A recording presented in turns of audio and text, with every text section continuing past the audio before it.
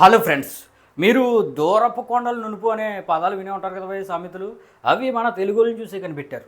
లేకపోతే ఏంటి భయ్య, మన తెలుగు సినిమాలనేమో అరవోళ్ళు అంటే తమిళ్ చూడరు.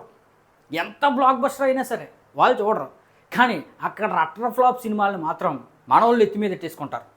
అట్టర్ ఫ్లాప్ సినిమాలను అలా ఉంచిపోయా, డైరెక్ట్ రీసెంట్ రిలీజ్ సినిమాలను అలా ఉంచిపోయా, ఎప్పుడో జమానాలో రిలీజ్ అయ్యి రీరిలీజ్ చేసే సినిమాలకు కూడా ఇక్కడ కలెక్ట్ చూపించేస్తారు మన వాళ్ళు.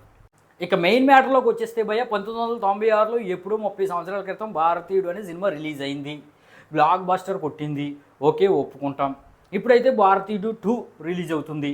ఈ సినిమా కూడా బాగుంటే హిట్ చేస్తాం. ఓకే, ఒప్పుకున్నాం. కానీ ఆ రేట్లు ఏంటి భయ్య, టికెట్ రేట్లు ఏంటి? మొన్న కల్కికి పెంచారంటే మన సినిమా కాబట్టి, పెద్ద సినిమా కాబట్టి పెంచారంటే ఒక యథాకారం. బయట 60 సినిమాకి టికెట్ల రేట్లు పెంచడం ఏంటి భయ్య? మల్టీప్లెక్స్లో 350 వరకు ఉంది, సింగిల్ స్క్రీన్లో 250 పైన. అంత పెట్టి ఎవడు చూస్తాడు భయ్య? అసలు ప్రభుత్వం ఈ విధంగా ఎందుకు చేస్తుందో నాకైతే అర్థం అవ్వట్లేదు. బాహుబలి 2 తప్ప ఎప్పటి వరకు ఏ సినిమా కూడా కలెక్షన్లు అత్యధికంగా రావట్లేదు భయ్య. ఇక ఎంత బ్లాక్ బస్టర్ సినిమా అయినా సరే అక్కడ ఫ్లాప్ చేశారు. హనుమాన్ని ఫ్లాప్ చేశారు, కార్తికేయ 2ని ఫ్లాప్ చేశారు, పుష్పను ఫ్లాప్ చేశారు.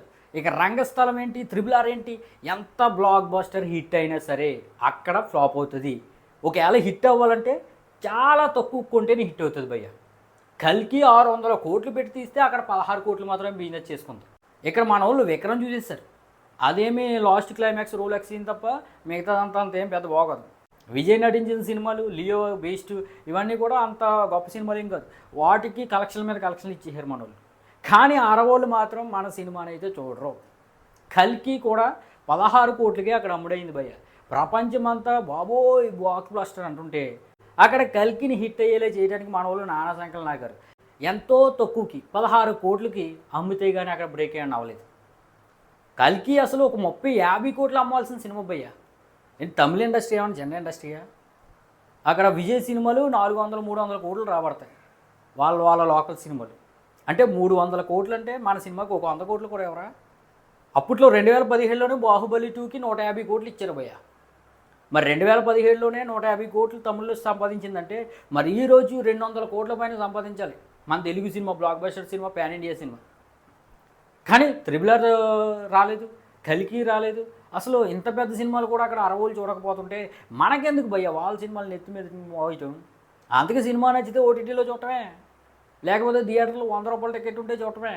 350-250 ఇటు చూడటం ఎందుకు భయ్య మనకి? మీరు ప్రభుత్వాలు పెంచుకోండి భయ్య. మీరైతే మాత్రం బుక్ చేసి ముందు చూసి ముందు ఆలోచించండి.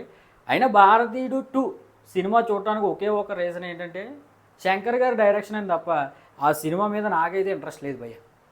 ఒకే ఒక రీజన్ చూడటానికి శంకర్ గారు డైరెక్షను. ఆయన ఈ మధ్య సినిమా దగ్గర నుంచి ఆయన మార్కేం కనబట్టలేదు సినిమాల్లో. రోబో తర్వాత, శివాజీ తర్వాత. మరి ఆయన మార్కు కోసం అయితే ఈ మూవీకి వెళ్తాను తప్ప ఇంకా ఎవ్వరి గురించి కాదు. అదైనా టికెట్ రేట్లు తక్కువ ఉంటేనే వెళ్తాను భయ్య. 200 కన్నా తక్కువ ఉంటేనే వెళ్తాను, 200 పైన ఉంటే నేనైతే వెళ్ళను.